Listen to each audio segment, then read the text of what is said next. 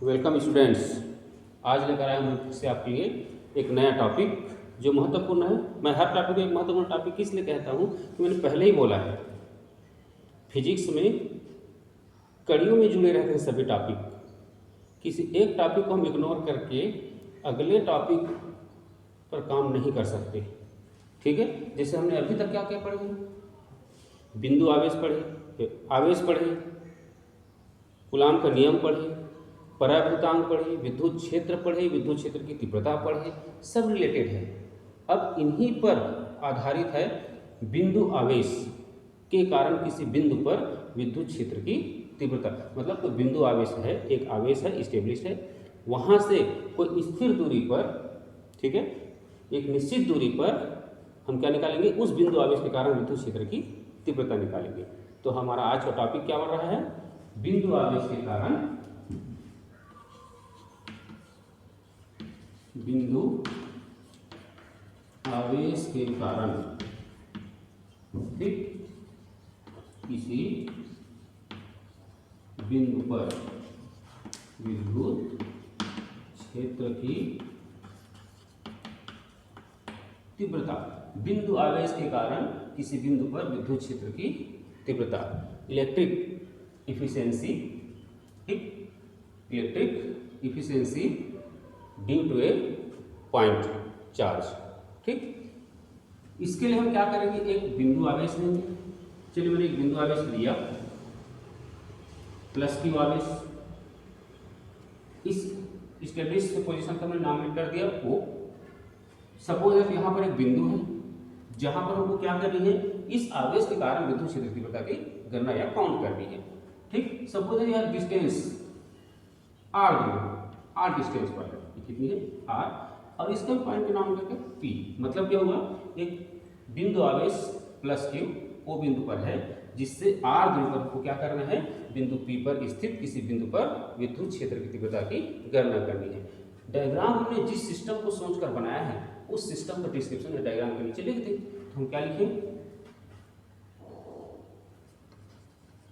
बिंदु O पर एक बिंदु आवेश प्लस क्यू है, जिससे r दूरी पर, ठीक है, r दूरी पर एक बिंदु P है। ठीक है, ये तो हो गया डायग्राम। हमको इस पर करना क्या है वो भी लिख दें, क्योंकि यहाँ जिस पर विद्युत क्षेत्र की तीव्रता की गणना करनी है। ठीक है, हमको एक काम दे दिया गया, इस काम को करना है। ठीक, जैसे हमको कोई काम दे दिया, यहाँ से कहीं जाओ, तो भाई उस स्थान पर जाने के लिए क्या क्या साधन है उसको हम माइंड में लाते हैं, हमको क्या करना है उसमें, वहाँ जाने के लिए क्या क्या चाहिए। तो वैसे ही हमको इस बिंदु आवेश के कारण r दूरी पर स्थित किसी बिंदु पर विद्युत क्षेत्र की तीव्रता की गणना करनी है। ठीक है, अब गणना करनी, काउंटिंग करनी, तो निश्चित है एक मेजरिंग मशीन होनी चाहिए, गणना करने के लिए कोई निश्चित सिस्टम होनी चाहिए। तो हम क्या करेंगे, इसके लिए, इस सिस्टम को काउंट करने के लिए इस बिंदु P पर क्या करेंगे, परीक्षण आवेश लाएंगे। और परीक्षण आवेश मैंने कई बार पिछले टॉपिक में बताया हुआ है। ठीक है, Q0 आवेश होता है, Q0 आवेश होता है, ठीक, उसी को हम परीक्षण आवेश कहते हैं। तो यहाँ पर क्या करेंगे, इसके लिए मैं यहाँ पर एक Q0 परीक्षण आवेश लाऊंगा। ठीक, तो उसको भी लिख देंगे हमने जो किया कंस्ट्रक्शन। इसके लिए बिंदु P पर परीक्षण आवेश, ठीक है, Q0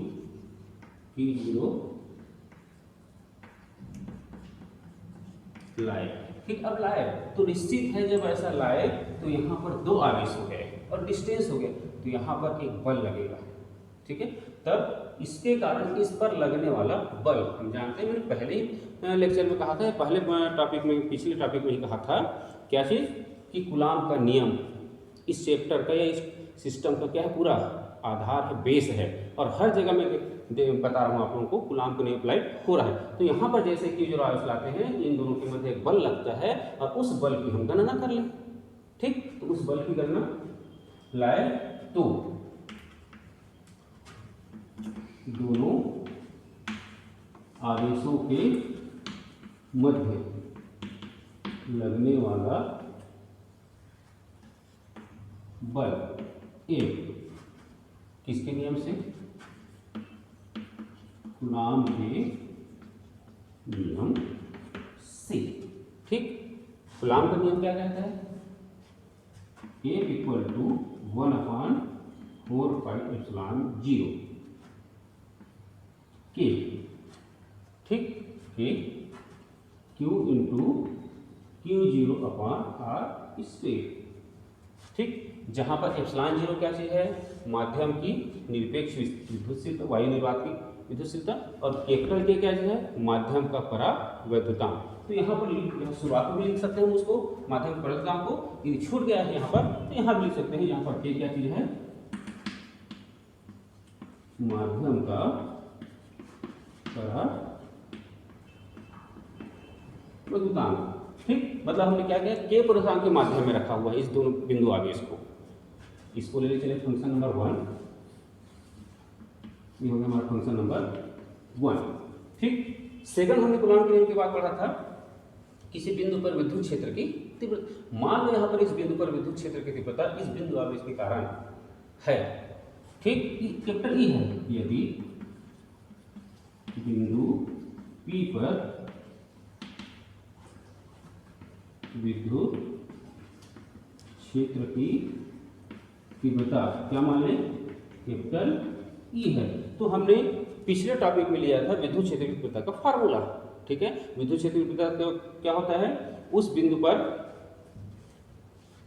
बिंदु आवेश पर लगने वाले, या बिंदु आज बोलता हूं, उस पर्टिकुलर बिंदु पर उपस्थित आवेश पर लगने वाला बल और उस आवेश के परिमाण के अनुपात के बराबर होता है। तो यहाँ पर कौन सा आवेश ले रहा हूँ? Q0, और यहाँ पर कितना बल लग रहा है? F।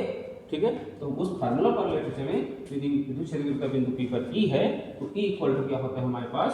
F/Q0। ठीक, देखिए बिल्कुल कड़ी से कड़ी जोड़ रहा है।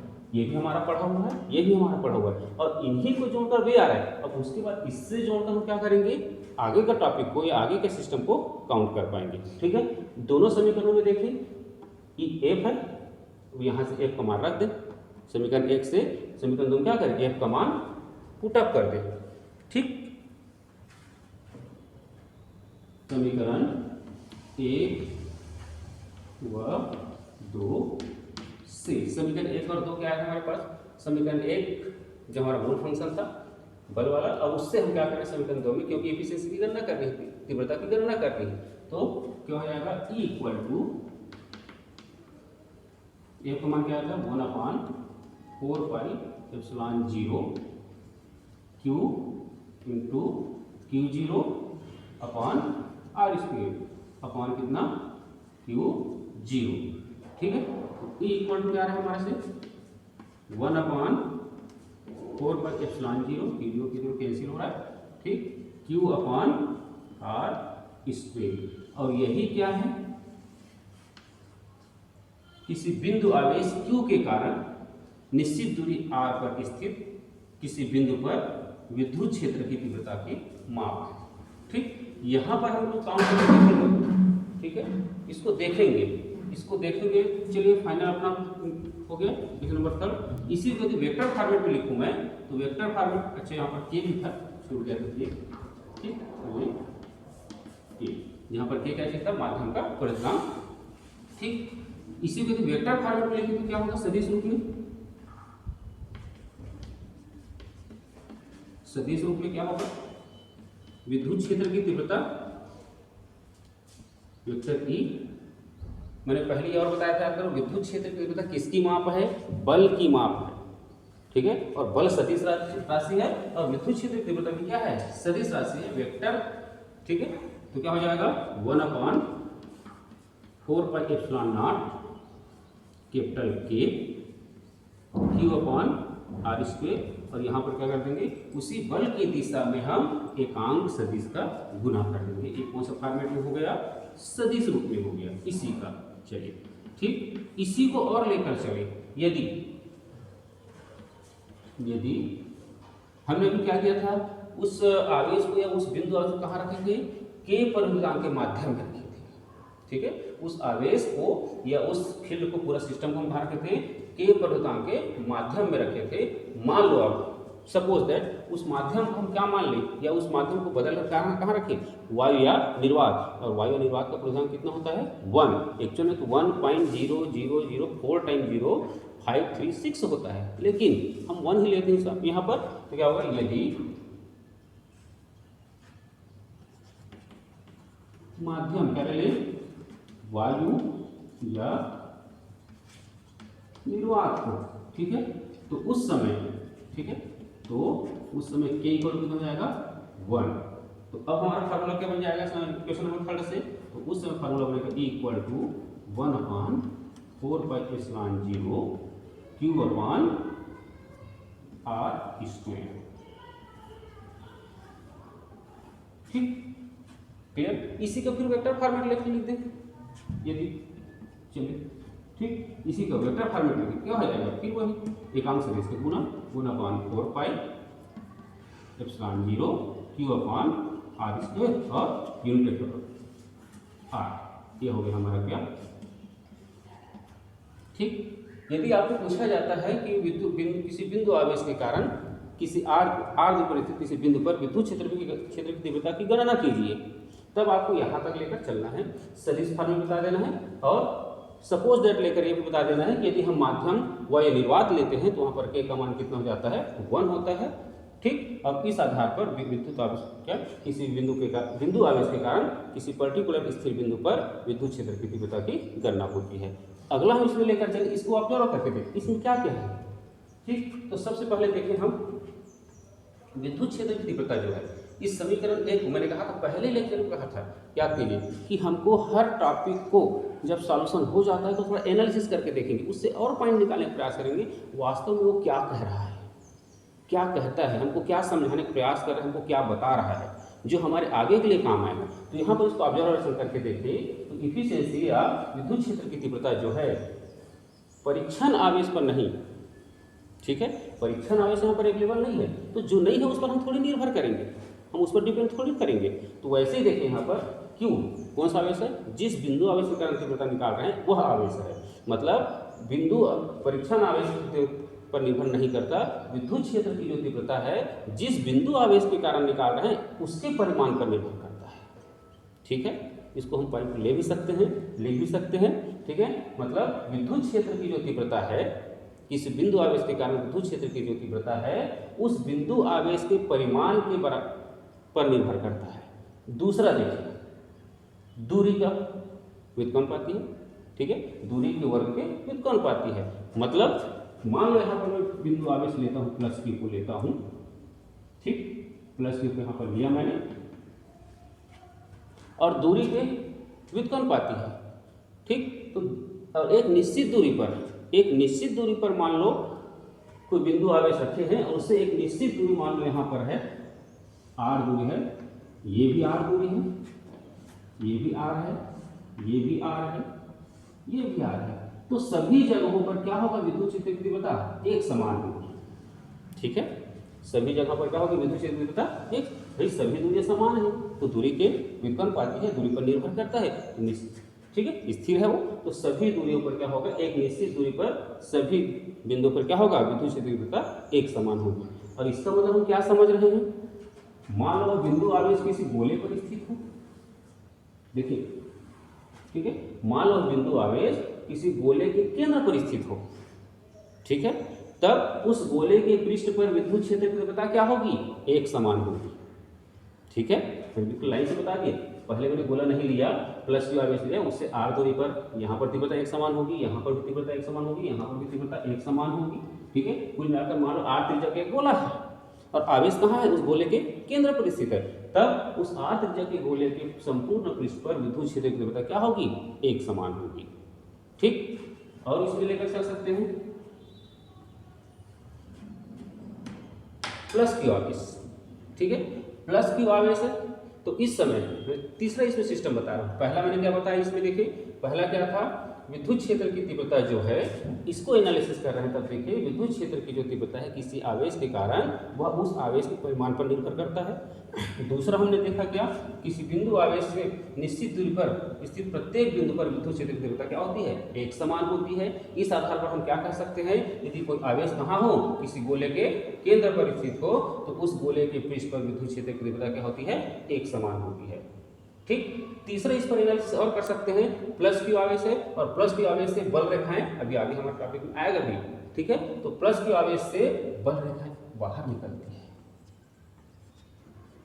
ठीक है। तो इस समय विद्युत क्षेत्र की तीव्रता क्या हो रही है, विद्युत क्षेत्र की तीव्रता कौन सी राशि है, सदिश राशि है। तो उनको डायरेक्शन के आधार पर या दिशा के आधार पर देखें तो प्लस क्यू आवेश के कारण जो विद्युत क्षेत्र की तीव्रता जो बनती है उसकी दिशा प्लस क्यू से दूर की ओर होती है, प्लस क्यू से जाती हुई होती है।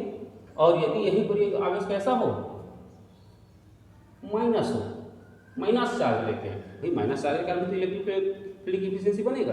तो यदि माइनस चार्ज लेते हैं तो माइनस चार्ज के कारण जो विद्युत क्षेत्र की तीव्रता की जो दिशा होगी वो क्या होगी, आवेश की ओर होगी, ठीक है। इस समय क्या होगी, आवेश की ओर होगी, प्लस के लिए आवेश से दूर जाते हुए और माइनस के लिए आवेश की ओर आती हुई, ठीक। और इस तरह से देखते हैं विद्युत क्षेत्र की तीव्रता किसी बिंदु आवेश के कारण किसी पर्टिकुलर बिंदु जो स्थिर दूरी पर है उस पर इस तरह से फाउंड होता है। हम यहाँ पर देखें, काम होने के बाद इन टॉपिक में जो मैंने बात किया, 3 टॉपिक पर बात किया, वो 3 टॉपिक भी आपको क्वेश्चन में आते हैं, ठीक। मैं इसलिए बार बार बोल रहा हूँ, कोई भी फंक्शन पर काम करते हैं उसके बाद उसका एनालिसिस मोस्टली इंपॉर्टेंट है, कोई फंक्शन है, ठीक। जैसे हम फूल, किसी फूलों की माला लेते हैं तो उस माला में देखते हैं कौन कौन से फूल हैं, कैसा फूल है, वैसे ही इसको ये पूरा हमारा माला है, उस माला में हम देखते हैं इसमें और क्या क्या काम हो सकता है और क्या क्या हमको पूछा जा सकता है। तो इस आधार पर हम यहाँ पर देखते हैं 3 पॉइंट और पूछा जा सकता है कि किसी आवेश के कारण किसी बिंदु पर तीव्रता किस पर निर्भर करती है, उस आवेश के परिमाण पर निर्भर करती है। दूरी के कैसे होती है, वर्ग के व्युत्क्रमानुपाती होती है। और इस आधार पर हमने देखा गोला वाला बात जो बताया था मैंने। और तीसरा हमने क्या देखा, जब बिंदु आवेश कैसा हो, धनात्मक हो, तो विद्युत क्षेत्र की तीव्रता कैसी होती है, बाहर की ओर होती है। और बिंदु आवेश कैसा हो यदि ऋणात्मक हो तो विद्युत क्षेत्र की तीव्रता कैसी होती है, की दिशा कैसी होती है, आवेश की ओर होती है, ठीक। ओके।